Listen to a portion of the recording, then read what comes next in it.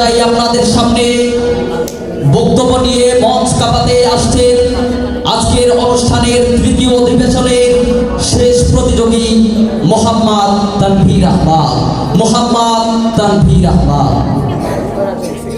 আসসালামু আলাইকুম ওয়া রাহমাতুল্লাহি ওয়া বারাকাতুহু। ইন্নাল হামদালিল্লাহ নাহমাদুহু ওয়া নুসাল্লি আলা রাসূলিল কারীম, আম্মা বা'দু ফাআউযু বিল্লাহি মিনাশ শাইতানির রাজীম। বিসমিল্লাহির রাহমানির রাহিম।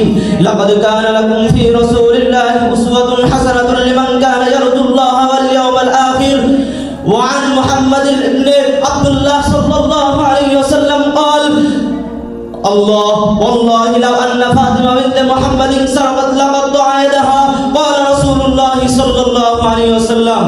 দক্ষিণবঙ্গের ঐতিহ্যবাহী বিদ্যাপীঠ পিএসবি আল মেফতা ছাত্র কাফেলা কর্তৃক আয়োজিত অধ্যকার সেমিনারের সম্মানিত সভাপতি, সুদক্ষ পরিচালক, বিজ্ঞ বিচারক মণ্ডলী, আমার সামনে উপবিষ্ট বাংলার দূর দূরান্ত থেকে আগত এলেম পিপাসায় পিপাসিত ছাত্র ভাইয়েরা, সকলকে জানাই আমার পক্ষ থেকে আন্তরিক শুভেচ্ছা অভিনন্দন।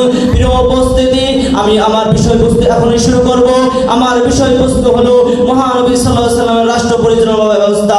এই সম্পর্কে আমি আপনাদের সামনে কিঞ্চিত পরিমাণ আলোচনা করার চেষ্টা করব ইনশাআল্লাহ। প্রিয় মুহতারাম হাজরিন, মুহাম্মদ সাল্লাল্লাহু আলাইহি ওয়াসাল্লামের রাষ্ট্র পরিচালনা সম্পর্কে জানতে হলে আমাদেরকে চলে যেতে হবে সেই 4000 বছর পূর্বের সময়। প্রিয় মুহতারাম হাজরিন, নবী করিম সাল্লাল্লাহু আলাইহি ওয়াসাল্লাম দুনিয়াতে আগমন করার পূর্বে পুরো দুনিয়াটা অবস্থা ছিল একটা মূর্খ জাহিলিয়াতে ভরা যুগ। এই মুহূর্তে এমন একটা সময় ছিল যেই সময়টায় পিতা তার মেয়েকে হত্যা করত। এই সম্পর্কে আল্লাহ কোরআনের মধ্যে বলেন বিআইযামিন কুতিলা। আল্লাহ রাব্বুল আলামিন কিতাবের মধ্যে বলে দিয়েছেন যে তো কিয়ামতের দিন ওই মেয়েদেরকে জিজ্ঞাসা করা হবে তোমাদেরকে কোন কারণে হত্যা করা হয়েছিল। প্রিয় মুহতারাম হাজরিন, এমনই এক সংকটপূর্ণ মুহূর্তে ওই আরব মরুর উত্তপ্ত বালুর বুককে ভেদ করিয়া কুয়াশার ওই জুলমাতকে আলোকিত করিয়া প্রকাশিত হলেন, আলোকিত হলেন এক মহান মানব মুহাম্মদ আরবি সাল্লাল্লাহু আলাইহি ওয়াসাল্লাম।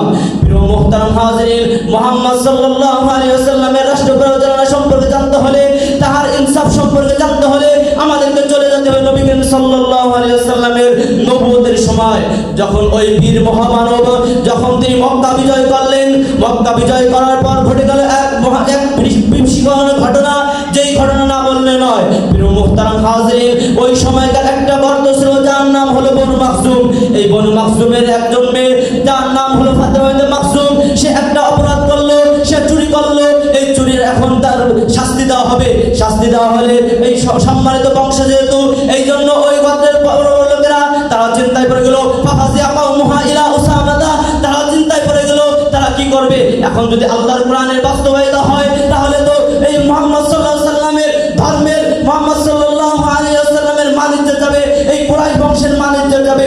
আর নবী করিম সাল্লাল্লাহু আলাইহি ওয়াসাল্লামের বংশের সাথে ফাতেমা বিনতে মাখজুমের দাদির সম্পর্ক ছিল। প্রিয় মুহতারাম হাজরিন, এখন আল্লাহর কোরআনের কায়েম বিচারণ হবে। এই সময় সকলে মিলে সিদ্ধান্ত নিল যে নবী করিম সাল্লাল্লাহু আলাইহি ওয়াসাল্লামের আদরের পুত্র উসামা ইবনে যায়েদকে নবী করিম সাল্লাল্লাহু আলাইহি ওয়াসাল্লামের কাছে পাঠাবে। যখন উসামা নবী করিম সাল্লাল্লাহু আলাইহি ওয়াসাল্লামের কাছে গেল, তখন যাওয়ার পর যখন এই কথা সে বলল, ইয়া রাসূলুল্লাহ, এই বিচার না করলে হয় না। তখন নবী করিম সাল্লাল্লাহু আলাইহি ওয়াসাল্লাম দীর্ঘ কণ্ঠে বললেন, আল্লাহ লাউ আন্না ফাতিমা বিনতে মুহাম্মাদিন সাল্লাল্লাহু আলাইহি ওয়াসাল্লাম সাকাতা লাকাত্তা ইয়াদাহা। তখন নবী করিম সাল্লাল্লাহু আলাইহি ওয়াসাল্লাম দীর্ঘ কণ্ঠে বলেছিলেন, হে উসামা, আজকে আমার রক্তের সম্পর্ক এই ফাতিমা বিনতে মাখজুমের জন্য তুমি এখানে আল্লাহর কোরআনের বিরুদ্ধে চারণ করতে এসেছো।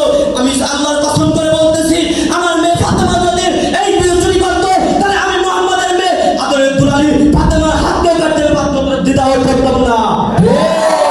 প্রিয় মুহতারাম হাজরিন, এই হাদিস থেকে, এই বুখারী শরীফের হাদিস থেকে আল্লাহর নবী আমাদেরকে একটা মেসেজ দিয়ে গেছেন, এই কিয়ামতের আগ পর্যন্ত যত আনওয়ার উম্মত আসবে, যখন তোমরা তোমাদের সমাজের মধ্যে ন্যস্ত যে খারাপ বিচারণ হবে, তোমাদের বৈষম্য কায়েম হবে, যখন তোমরা একে প্রতিহত না করবে, অপেক্ষা করো, আর বেশি দিন নয়, ওই আসমান থেকে আল্লাহ রাব্বুল আলামিনের কত বেশি তোমাদেরকে ধ্বংস করে দেবে।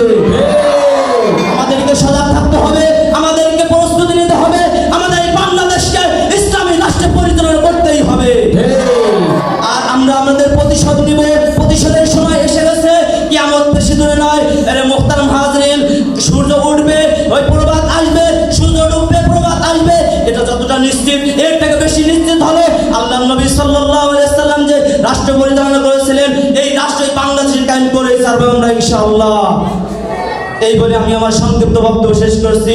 ওয়া আখিরি দাওয়ানা আলহামদুলিল্লাহি রাব্বিল আলামিন।